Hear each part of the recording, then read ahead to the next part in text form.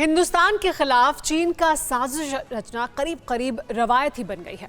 इसीलिए हिंदुस्तान हर वक्त उस साजिश को नाकाम करने की कोशिश करता है।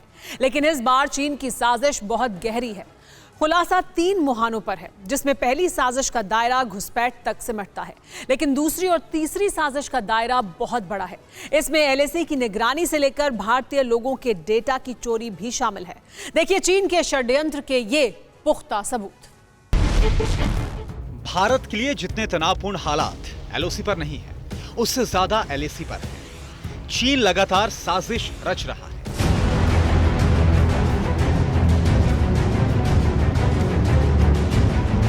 और भारत उन साजिशों को नाकाम करने के लिए मजबूत कदमों से आगे बढ़ रहा है। इस बार साजिश का मुहाना काफी बड़ा है। मोर्चे पर दरवाजे 3 हैं, जिसमें एक भारतीय सीमा में घुसपैठ की दिशा में खुलता है। लोन देने वाले आपकी मदद नहीं करते, वो लाभ कमाने के लिए देते हैं।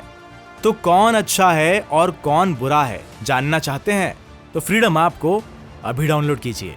दूसरा, भारतीयों के डेटा चुराकर उससे फायदा उठाने के लिए खुला। तो तीसरा, भारतीय फौज के मूवमेंट पर निगरानी की तैयारी से जुड़ा हुआ है।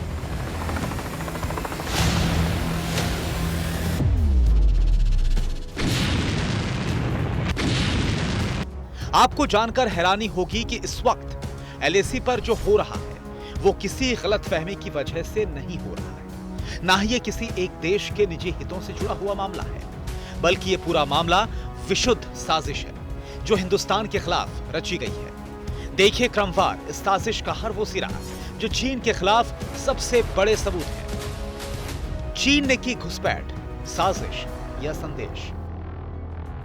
ड्रैगन फोर्स के रचे चक्रव्यूह का यह पहला सिरा है, लेकिन सवाल इसलिए क्योंकि साजिश तो साफ साफ दिख रही है। साथ ही चीन ने एक संदेश देने की भी कोशिश की है। संदेश ये कि भारतीय फोर्स की चौकसी के बावजूद भारतीय सीमा के अंदर तक चीन के सैनिक घुसपैठ की कोशिश में कामयाब हुए हैं। ऐसा कैसे हुआ, इसे समझिए।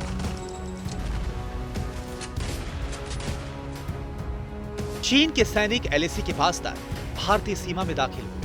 भारतीय चरवाहों को चीन के सैनिकों ने एलएसी पर रोक लिया। भारतीय चरवाहों पर चीनी फोर्स ने लौटने का दबाव बनाया।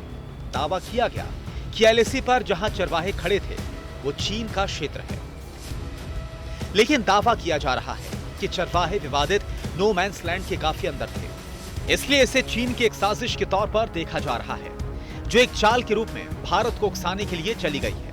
हालांकि ऐसा पहले भी हो चुका है। इसी क्षेत्र में 2019 में भी चरवाहों के साथ चीन के सैनिकों की हाथापाई हुई थी। इसलिए इस घटना को विवादित सीमा में सामान्य कहा जा सकता है। लेकिन बड़ी बात वो जो अब हम आपको बताने जा रहे हैं वो 100% साजिश ही है।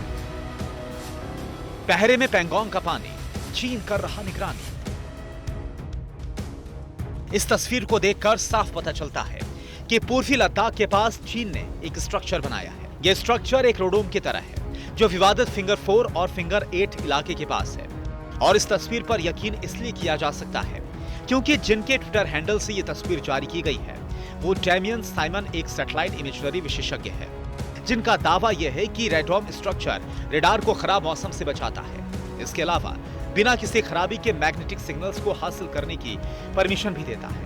यानी साफ है कि चीन पेंगोंग सो क्षेत्र में निगरानी कर रहा है। वहीं ड्रैगन की साजिश का दूसरा मोर्चा खुलता है एक बड़े खुलासे से, जिसमें बताया गया है कि ड्रैगन भारतीयों की आवाज के सैंपल जुटा रहा है और इन्हें बेच भी रहा है। यूएस के थिंक टैंक का दावा, जारी है चीन का छलावा। दरअसल ये रिपोर्ट है जिसमें थिंक टैंक्स के हवाले से बताया गया है कि न्यू काइट डेटा लैब्स ने बीजिंग की एक कंपनी पर बड़ा दावा किया है। दावा यह है कि चीन की यह कंपनी आर्टिफिशियल इंटेलिजेंस की मदद से भारतीयों के डेटा को जुटा रही है और इस डेटा को सुरक्षा एजेंसीज और पीएलए को बेच रही है। दरअसल न्यू काइट डेटा लैब्स चीन के डेटा इस्तेमाल पर रिसर्च कर रही है। लैब्स के संस्थापक का दावा है कि चीन की स्पेचोसियन कंपनी भारतीयों के वॉइस सैंपल जुटा रही है। इस कंपनी का एक सब कॉन्ट्रैक्टर दिल्ली के एक फर्म में काम करता है और इसी शख्स के जरिए चीन को भारतीयों के सैंपल मिलते हैं। दावे के मुताबिक भारत से लिए गए वॉइस डेटा को स्पेचोसियन के जरिए चीन की सेना को बेचा जाता है और इसी डेटा का इस्तेमाल बड़े पैमाने पर निगरानी में लगे तकनीकी उपकरणों में किया जाता है। Bureau report, TV9 Bharatvarsh. Loan देने वाले आपकी मदद नहीं करते, वो लाभ कमाने के लिए देते हैं। तो कौन अच्छा है और कौन बुरा है जानना चाहते हैं तो फ्रीडम ऐप को अभी डाउनलोड कीजिए।